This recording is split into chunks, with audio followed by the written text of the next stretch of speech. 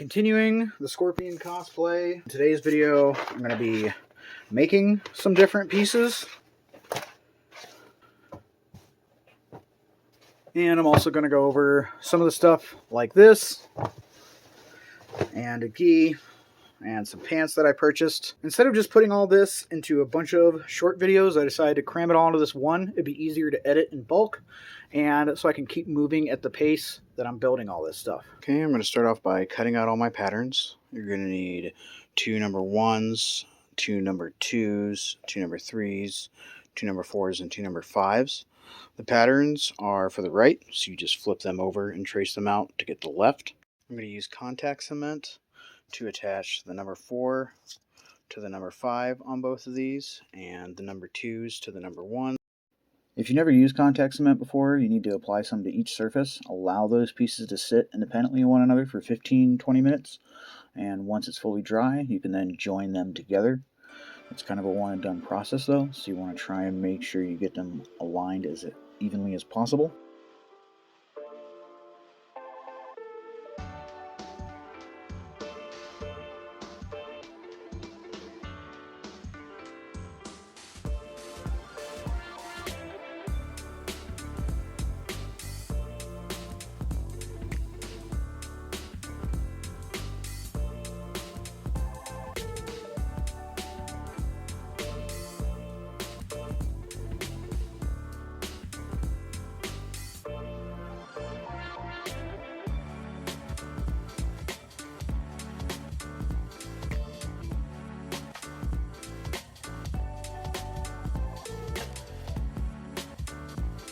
Next, I take the combined number 1 and 2, merge that, and line it up with the number 3, followed by moving on to number 4.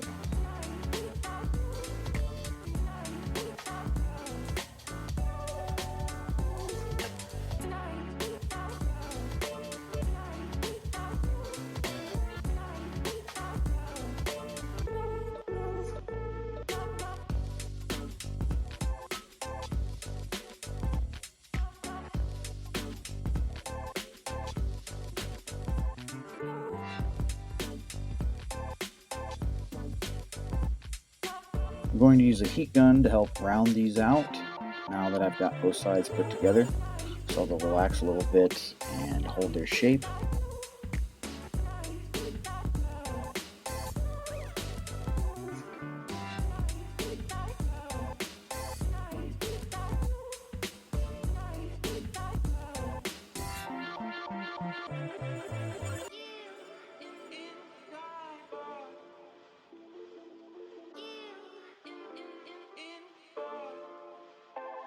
I'm going to use a hot glue gun to put some dots along the edge and some X's along the top for some raised detail.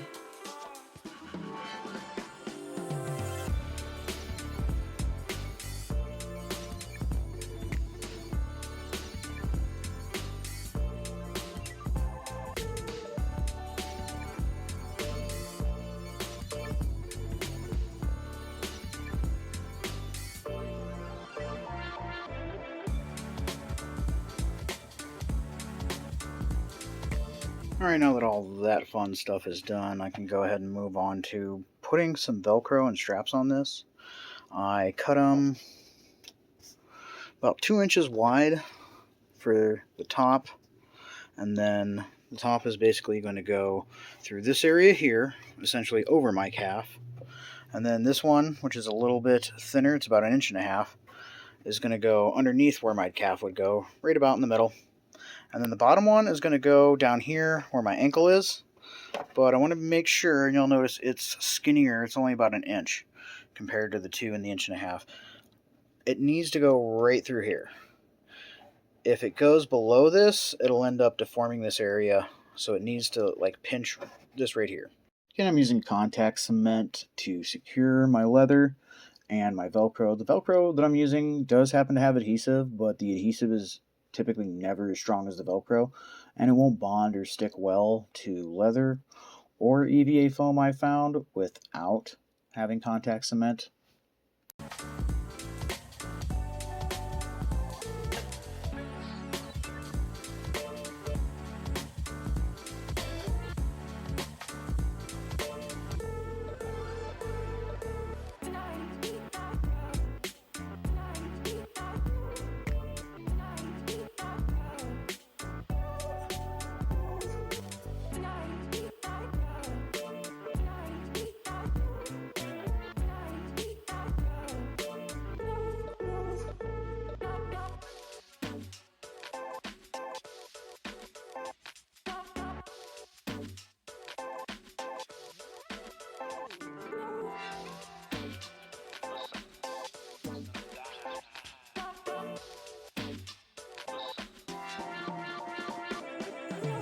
Next I'm going to use some of this tulip slick paint to put some fake stitching along this.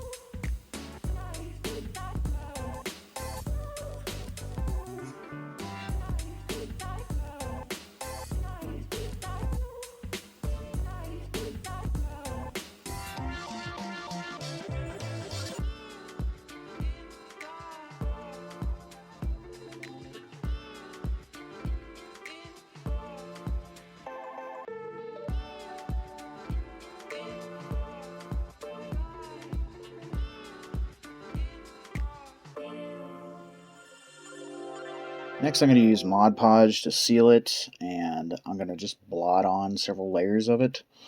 I try to keep the blots even, if that makes sense, so it'll dry even.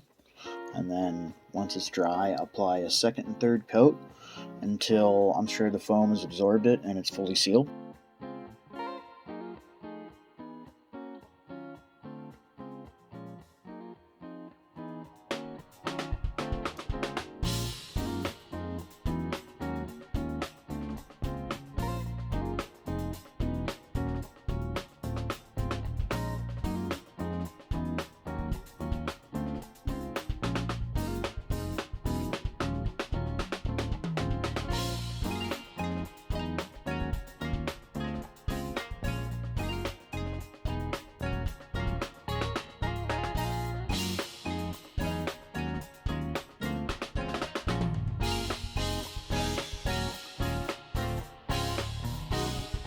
Then fully sealed, I just go ahead and paint it up with my airbrush and paint it this black acrylic airbrush paint.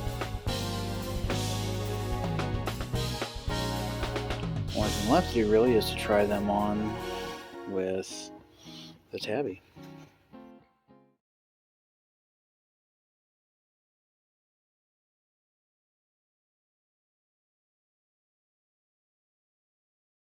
Okay, so much for the spats. Let's move on to the hood that I made here.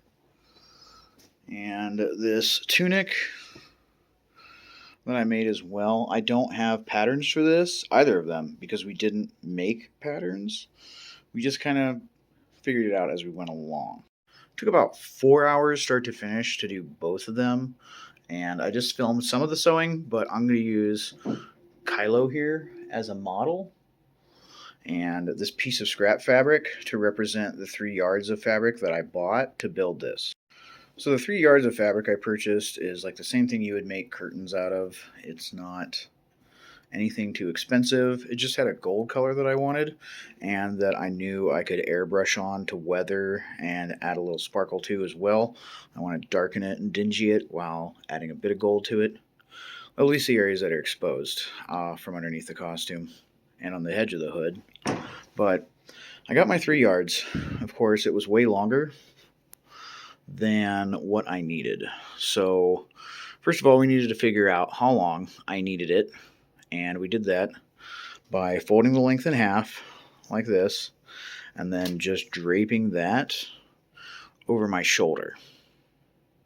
After figuring out and cutting that length, we figure out where we want the hole for my head to go through to stop and start. Once we had that figured out, it represented a problem, whereas in the front here, with a belt tied around it, it lays down relatively flat. But in the back, if you try to do that, it tends to bunch up, especially around the shoulders.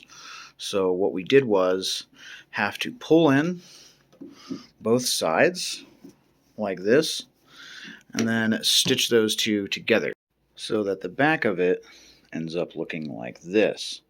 Otherwise, you get this weird bunching in the shoulders, and if you pull that tight, you have a bunch of weird bunching down here. Making these folds and then just stitching that together, each one this way and one down this way, or you could go straight across, which is something we thought but ended up not doing. We just did one seam and then the other. It helps to hold everything together just fine, especially since it's going to be covered in the armor.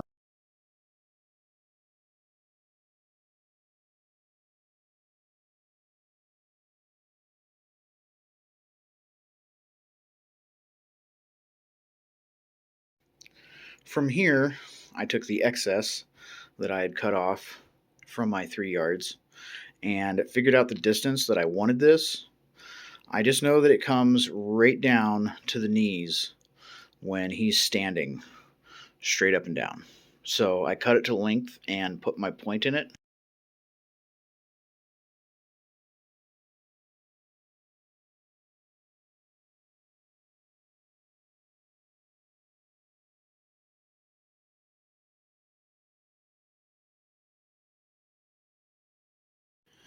And once I had the length for all these decided, and of course we're accounting a little extra because all these edges have to be folded over and stitched, hemmed on a sewing machine.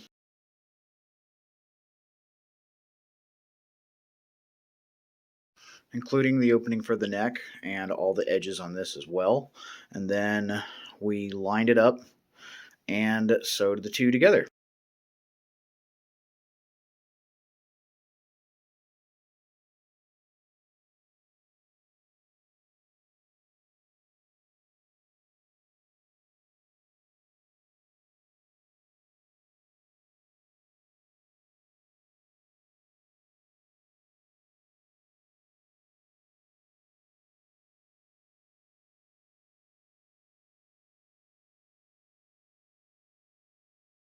So for the hood, the pattern anyways, what I did was I took a hooded sweatshirt that I had that had the shape of a hood that I like.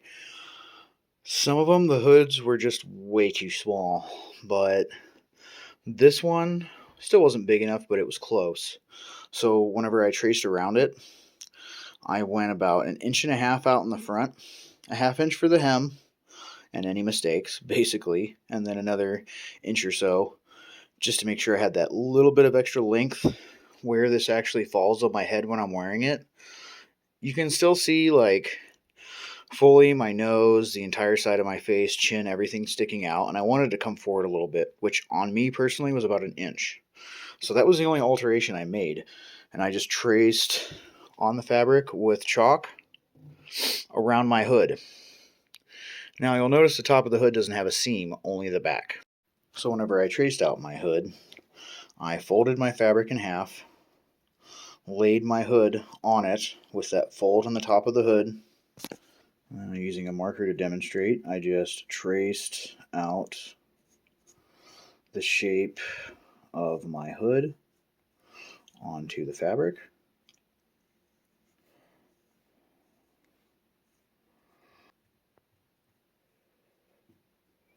Like that. Once I cut it out, I had to sew it, turn it inside out, and then prepare my edging. And for the edging, I used the same fabric, the excess that I had from my tunic. Now the fabric that I used is just black flannel. Now it did cost a bit more for the flannel versus the other fabric. The other fabric I think was $4.99 a yard. This was $11.99 a yard. However, I only needed 1 yard since I was doing just the hood. I didn't need 3 like the other, so I just got 1 yard of that. Now to make the edging, we had to figure out where the center was, fold in each side like that using an iron. We then had to iron that flat, and then from there fold that in half and iron that out. Once the hood was sewn together, we placed the inside of the brim around that, folded it over, and then stitched along this edge here so that you end up with this. I still have to go through and hand stitch what is going on through here. I also feel like there's some other gnarly stitching going on up into here, but I'm not really sure from the reference photos that I have.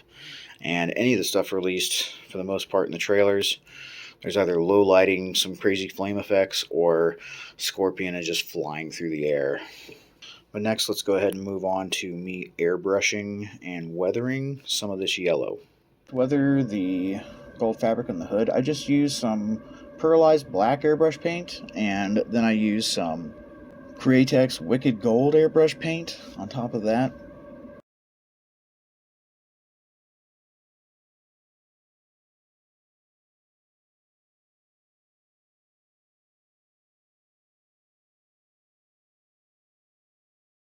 I did something similar for the pants, much like the tunic. It was just too big to paint on camera. So for this, I just used some white to just put some vertical streaks up and down it, very, very faintly and very, very lightly. All right, now that this has had plenty of time to actually sit and dry, about a half hour or so, I'm going to use an iron and go over all the stuff that I painted.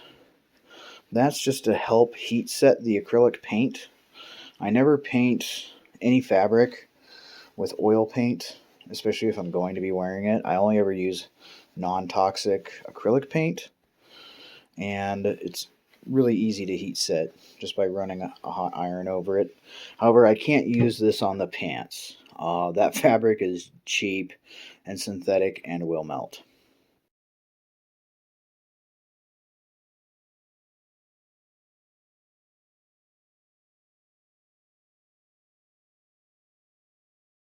So for the cordage, I tried several things, including paracord. The problem was stuff like that is too stiff and doesn't want to fold over if you stitch it through. So I took some of my scrap leather that I have here and I cut it into very thin strips. But this stuff is pretty thin and it's also quite strong and pretty flexible. I can pull on it and it stretches and doesn't snap. I'm certain I could snap it if I pulled hard enough. But either way, my point is it's perfect for sewing. Stitch this in, I end up using a yarn needle. The hole in it was just big enough on the largest yarn needle in the pack to fit the leather through it.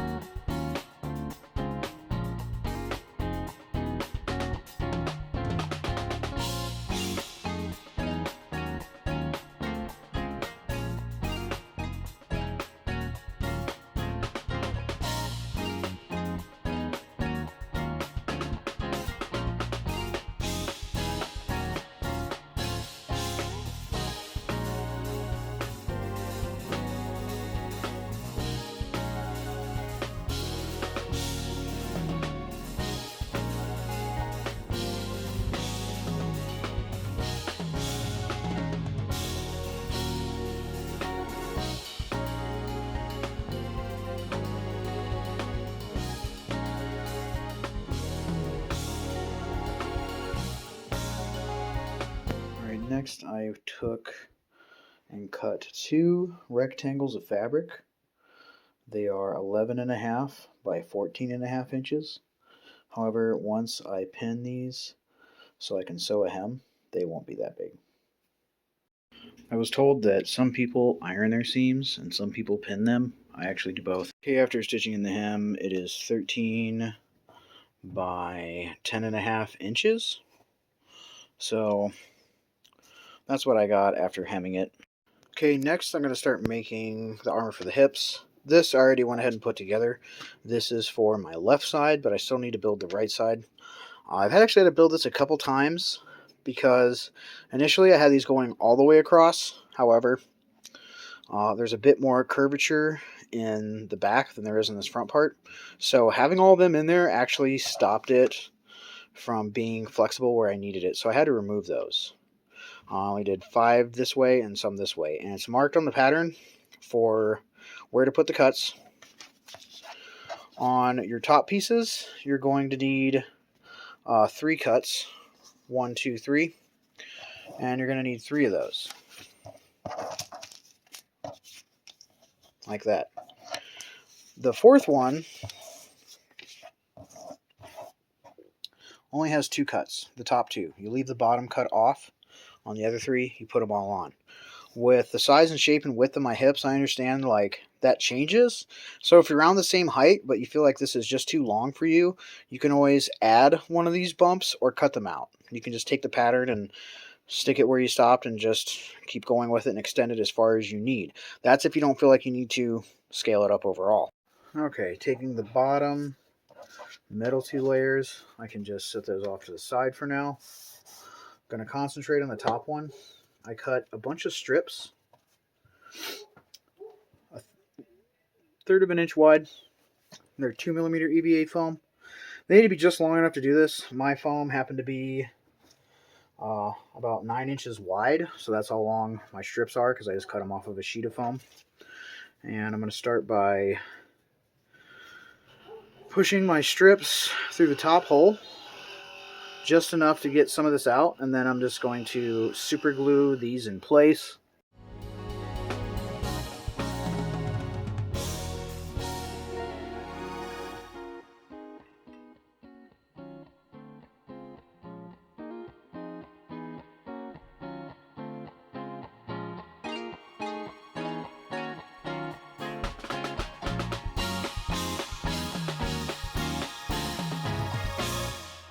Alright, after that, I'm going to take each one of my strips, push them through the next slit that I cut into it with my X-Acto knife, and then just simply pull this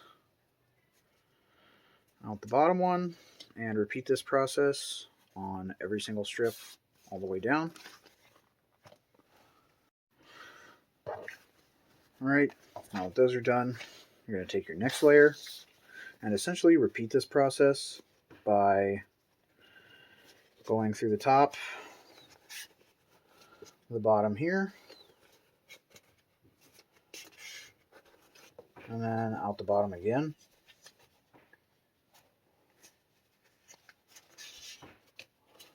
On each one of the straps. Once you've got all of them in, you just go down, gradually pull them tight.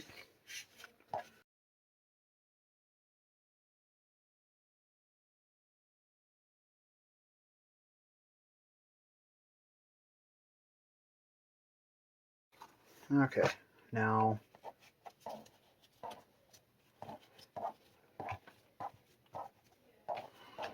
once everything's straight, we're going to do the same thing with the next layer. Okay, once you get your two middle layers on, the bottom one goes similarly through like that. Out the bottom hole here. And just tighten them all up. Same as before. Get them nice and snug and even and level as possible. Okay. Any excess I'm going to have on here, after I pull these out,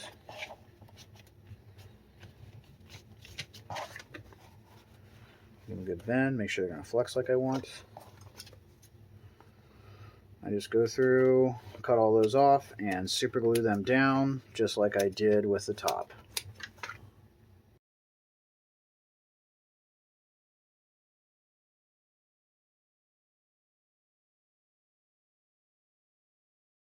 Okay, now that both of these are assembled, I can set these off to the side. And next, I cut 4 strips of 2mm EVA foam. And I cut it 2.5 inches by 11.5 inches. 2 of these you can just set off to the side. Won't need that until we glue everything together at the end. The other 2 I'm going to cover with contact cement. And I'm lining them on top with strips of 2mm EVA foam. I'm using 11 of them and just spacing them a little bit so that 1/2 inch will accommodate all 11 pieces. I cut each one of these 3/4 of an inch by 2 3/4 of an inch, so they have just a slight border as they go across. I'm going to use contact cement to glue 11 on each of these. Okay, now that I have all my little rectangles glued on, I need to attach it to this. So ultimately what I need to do, since this is just regular old fabric and it doesn't contact cement well, I end up making a contact cement sandwich, which is why I had 2 additional strips the same size, because those are going to be glued on here. I just use a Sharpie to get a roundabout mark about 1/4 inch from the corner so that I know approximately where to put my contact cement. The thing is, the contact cement will leak through this very, very easily. And whenever I try to just straight glue stuff to it, it would always peel off or fall off. It doesn't stick to it. But I realized since it absorbs straight through on both sides, I can sandwich it through with the foam. And since the fabric itself is so thin and sheer and see-through, the foam is actually somewhat making contact in between the fibers of the fabric itself, and then it stays quite nicely.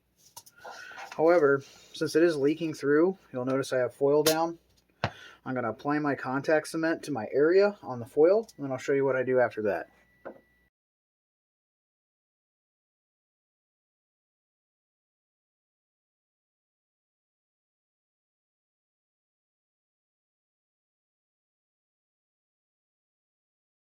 Okay, I'm done applying the contact cement, but this here is just totally wet. And I've never actually tested to see what would happen if you would let this dry while it's sitting on there, but I imagine that it wouldn't turn out too well. Probably just end up sticking to itself. So what I do is just kind of crinkle up the foam, or sorry, I just crinkle up the foil. Once the foil's all crinkled up, I just kind of lightly lay it over it. Anywhere it's touching is very minimal contact. It allows air to go through, it allows it to dry. And while that's setting, I'll apply contact cement to the two back pieces, and I'll also put it on the two pieces that are going to be on the front so I can sandwich those two together. Alright, to get these glued curved, I safety pinned this to my shirt and literally just had this on the side of my hip. Put on the two outside pieces at a curve and then just gradually worked on the inside ones. Now that that's done, I'm going to attach the two together. Typically they actually wouldn't be, but this isn't armor, it's a costume. So how I'm going to attach it is I'm going to glue or contact cement this seam here to the back of my top part so that the two will be overlapping, but this can still move as I walk and everything, so it won't be too restricting, hopefully. Okay, contact cemented them together. I did take a high heat hot glue gun, high temp I should say hot glue gun, and put a bead along the top here. It stuck really well. The only thing I was kind of concerned with is since this is on my hip and my leg will be moving back and forth across it, that if it's going to catch anywhere, it would probably catch on like these corners of this top edge, and I don't want it to like slowly start to peel off from that type of wear. So I'm hoping this will just cover that, seal it, stop that from happening. Okay, I sealed both these with Mod Podge off camera and then did the same technique to just kind of make the fabric look a little bit sparkly by spraying some gold on it and gold on here and a little bit of metallic black as well, just to make it darkened like around the edges and stuff. Alright, to attach these I'm going to use some parachute buckle quick release clasps that I just glued with super glue gel just right there on the back side of this, and this will then end up getting attached to the upper part of the armor.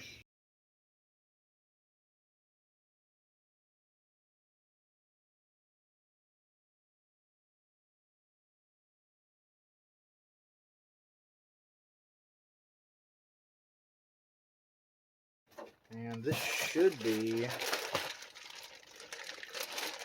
the last thing that I ordered, which was a gi. Wow. This is actually a lot better quality than what I was expecting. I was expecting this to be more like the pants.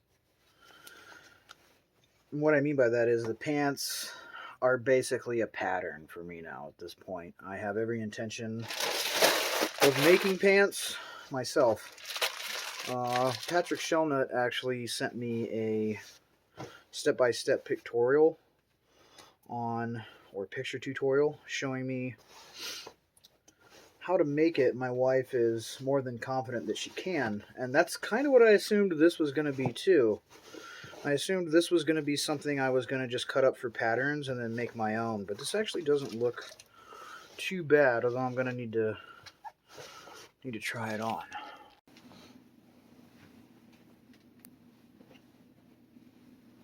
And I took a quick selfie with everything I have so far on.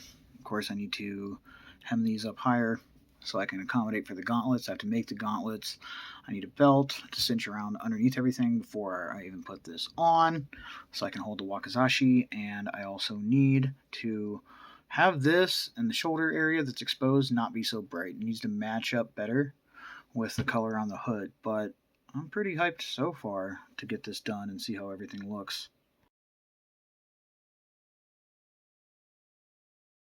The name I'm going to be adding to the mat today is Cosplay. He's a hardworking single dad that's been very supportive of the channel for quite some time. I actually made a Nightwing mask for him not too long ago. Recently tagged in this awesome Scorpion mask that RS Props made, so I wanted to show that off since he did a really wicked job on this and it all looks excellent. That was a lot of stuff to cram all into one video, but I didn't really know what else to do, since I'd like to keep the videos going at the rate that I'm actually building the things that I'm building. And in order to do that, I have to keep up with the editing process. So I didn't feel like I had too much of a choice. There's, of course, pattern links below for free patterns if you want to make any of these things yourself. And hopefully this video gave you some ideas for your own projects, or maybe just inspired you to start one. As always, thank you for watching, and have a great day.